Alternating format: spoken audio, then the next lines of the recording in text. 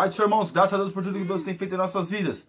Hoje, nossa lição de número 4, nosso tema é conservando uma vida frutífera. Irmãos, nada melhor como um bom exemplo para encorajar as pessoas no Evangelho. E o exemplo tem que partir de nós para as outras pessoas, para os outros irmãos. Então nós vamos ver nessa aula como o apóstolo Paulo ele fazia para encorajar. E o seu testemunho e o seu exemplo era muito importante para que outras pessoas também pudessem se encorajar na presença do Senhor. Então o nosso texto do dia que está em 1 Tessalonicenses, capítulo 3, versículo 1, diz assim: Porque agora vivemos, se estáis firmes no Senhor. Então o apóstolo Paulo, meus irmãos, ele dava essa coragem. Para quê? Para que as pessoas estivessem firmes no Senhor. Então o apóstolo Paulo, ele menciona várias questões para a igreja de Tessalônica, não só para a igreja de Tessalônica, mas para outras igrejas, a questão de como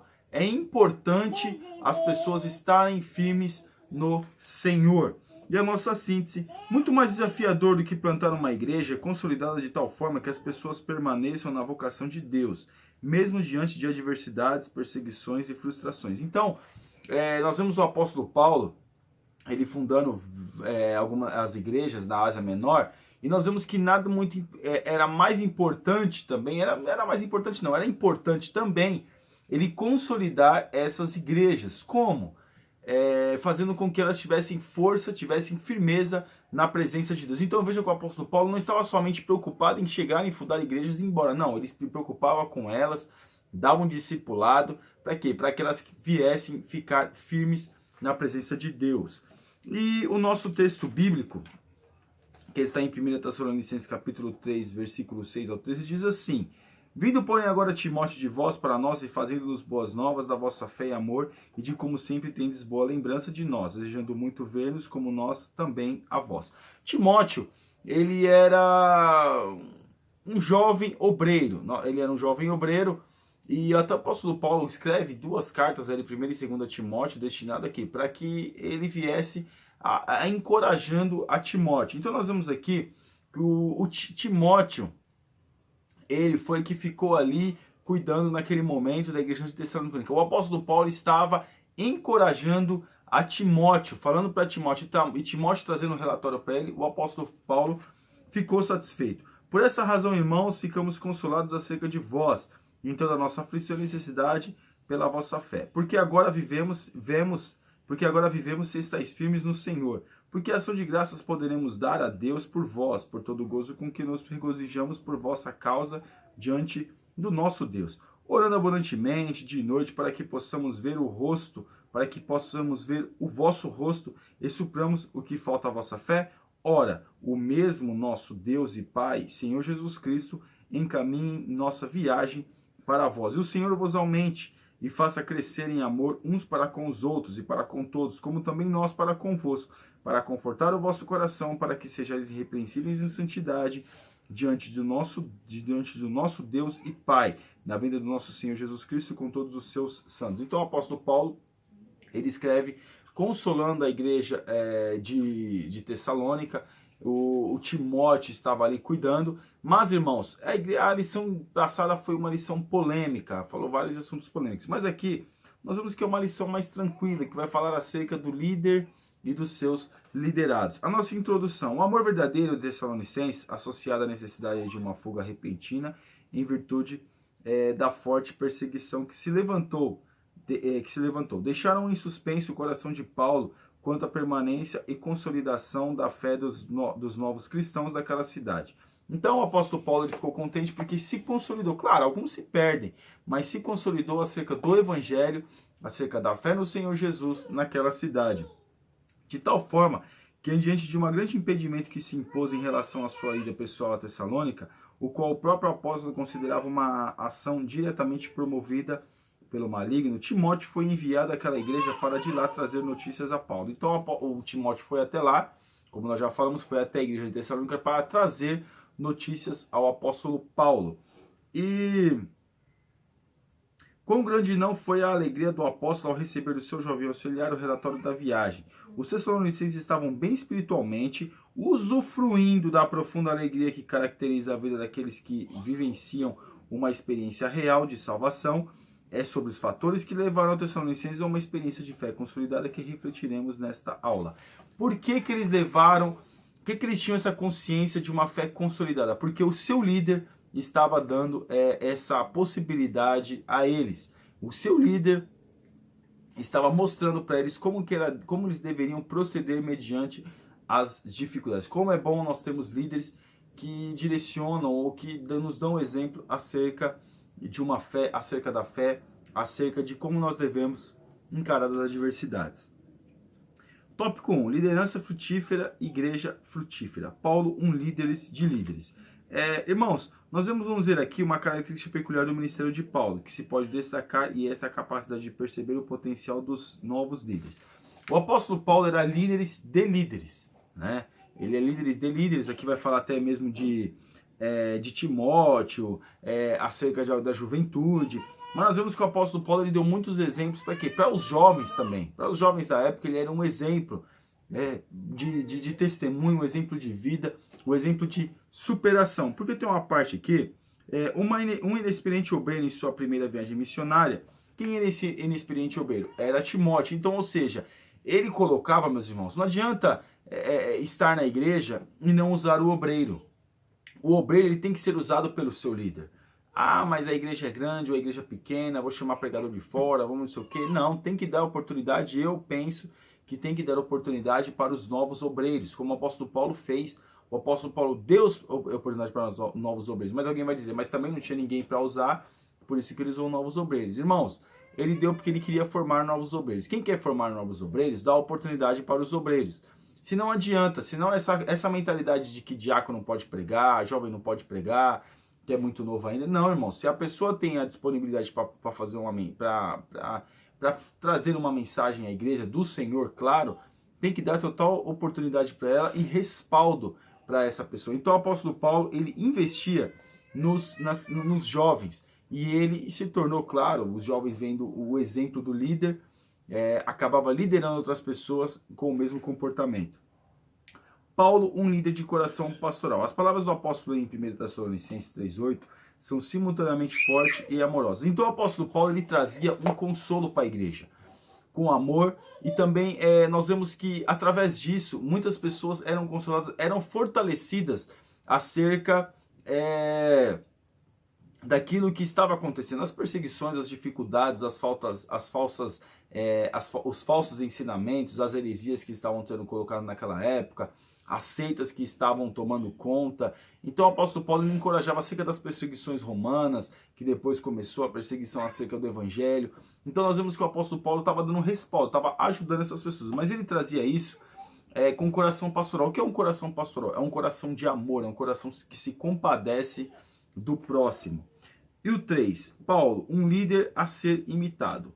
Atualmente ainda existem pessoas para as quais podemos olhar e dizer: este irmão ou irmã inspira-me a ser um cristão melhor. Irmãos, infelizmente, nada contra, cada um. As pessoas fazem aquilo que querem, mas as pessoas hoje também querem se espelhar, porque o ser humano se espelha no outro.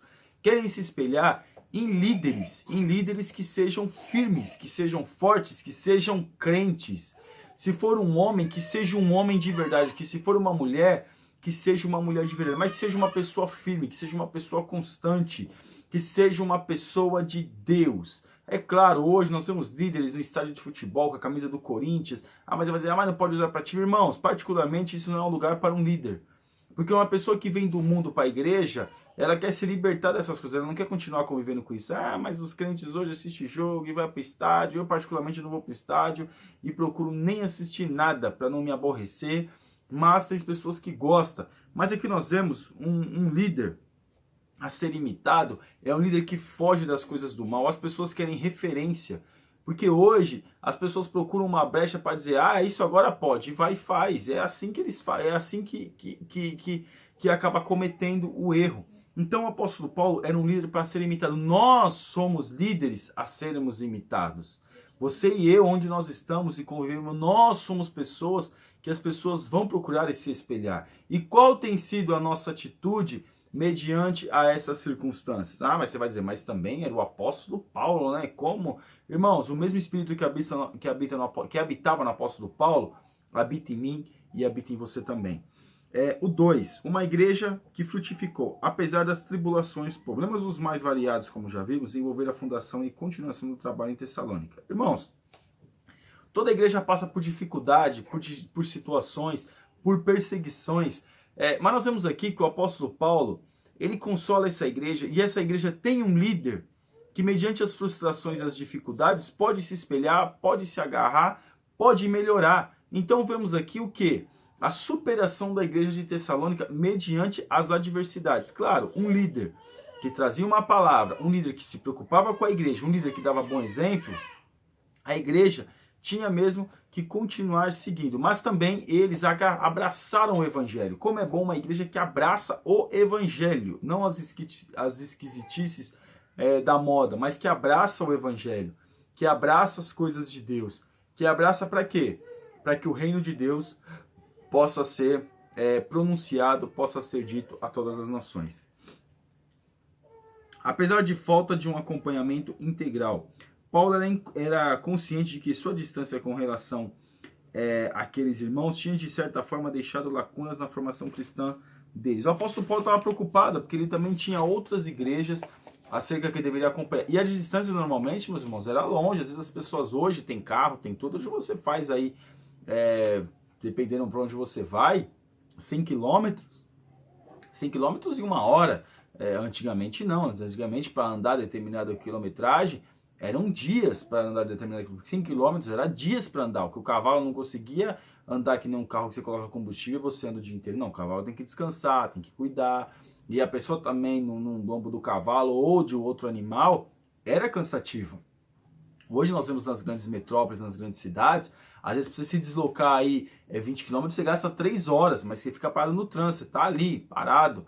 Mas naquela época não, tinha os salteadores, tinha muitas situações que impedia. E o apóstolo Paulo também, como Deus designou ele para fundar outras igrejas, ele também tinha que ter o cuidado com outras pessoas. O ministério do apóstolo Paulo era um ministério era muito grande, vamos dizer assim, acerca daquilo que deveria fazer. Então aqui ele estava até sentindo que estava um pouco distante, né, da igreja, acerca dos afazeres. Mas não, quando nós vemos acerca do exemplo que o Paulo deixou de superação, e ele continuava trabalhando, não que ele estava em casa de pé para cima enquanto a igreja estava sofrendo, ele estava trabalhando para o Senhor. E aqui, claro que a ideal forma, que é ideal para a formação de uma nova igreja sadia, é um discipulado completo, uma assistência absoluta, mas nem sempre isso é possível em virtude de uma variável de questões. Cabe então a um discipulador consciente de seus desafios investir no ensino dos componentes mais fundamentais e indispensáveis da fé cristã.